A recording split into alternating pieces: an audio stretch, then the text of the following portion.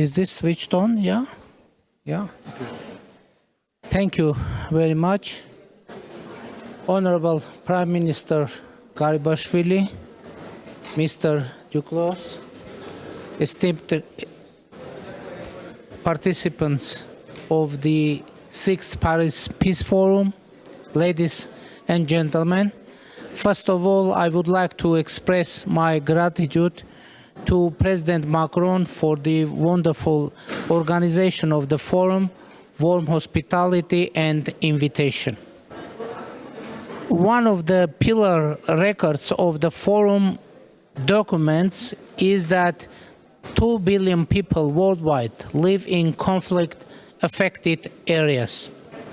From the point of view of the Republic of Armenia, it would be more precise to write that sentence as follows. As a result of ethnic cleansings, more than 500,000 Armenians no longer have the opportunity to live in their homeland. 500,000 is the number of Armenians who were forcibly displaced from Azerbaijan and became refugees as a result of ethnic cleansing. About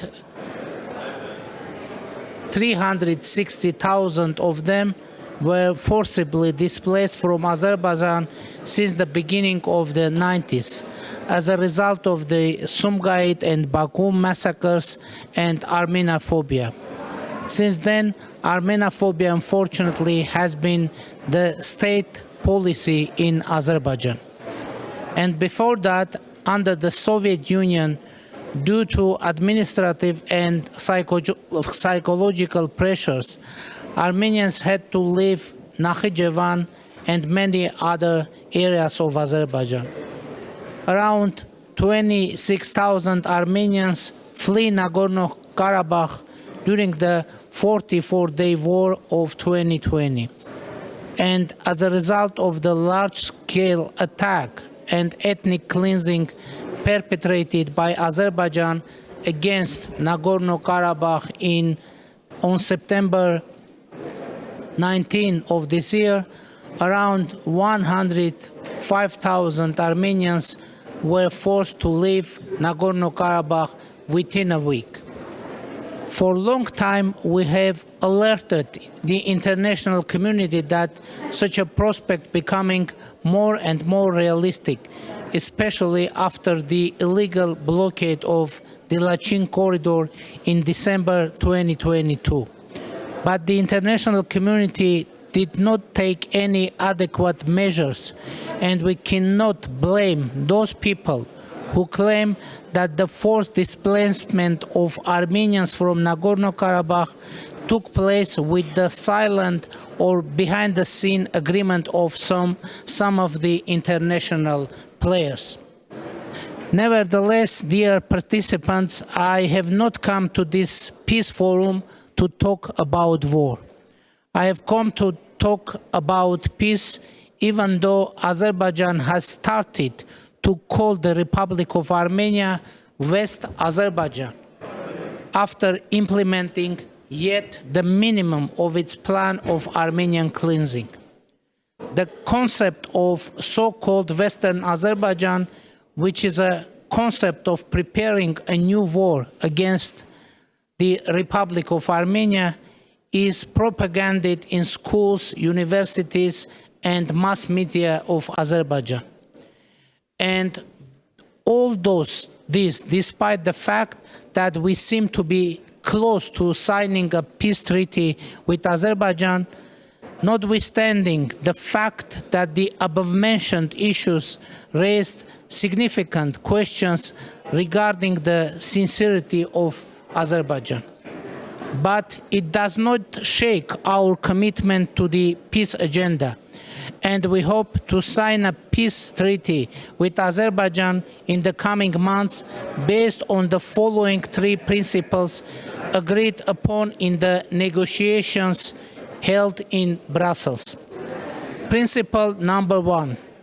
Armenia and Azerbaijan fully recognize each other's territorial integrity and sovereignty based on the understanding that Armenia's territory covers 29,800,000 square kilometers and Azerbaijan 86,600,000 square kilometers. Principle number 2. Armenia and Azerbaijan confirm their unequivocal commitment to the 1991 Almaty Declaration as a political framework for the delimitation. For your information, dear participants, Almaty Declaration was signed by the 12 republics of the Soviet Union on December 21, 1991. Under that declaration, the 12 republics of the former USSR, including Azerbaijan and Armenia, recognize each other's territorial integrity, sovereignty, the inviolability of existing, that is, administrative borders, and therefore the existing administrative borders between the republics of the Soviet Union become state borders. Principle number 3, future transport arrangements for unblocking transport and economic links in the region will respect the principles of sovereignty, jurisdiction, reciprocity, and equality of all countries. We reached an agreement on these principles during the negotiations with the President of Azerbaijan in Brussels, and these agreements were recorded in the statements of the President of the EU Council, Charles Michel, following the May 14 and July 15, 2023 trilateral meetings.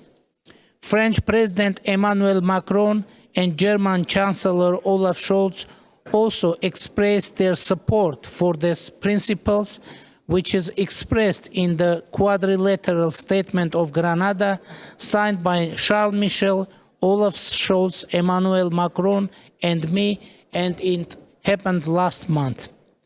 And if Azerbaijan doesn't reject those principles, it means that signing a peace treaty with Azerbaijan in the coming months becomes very realistic.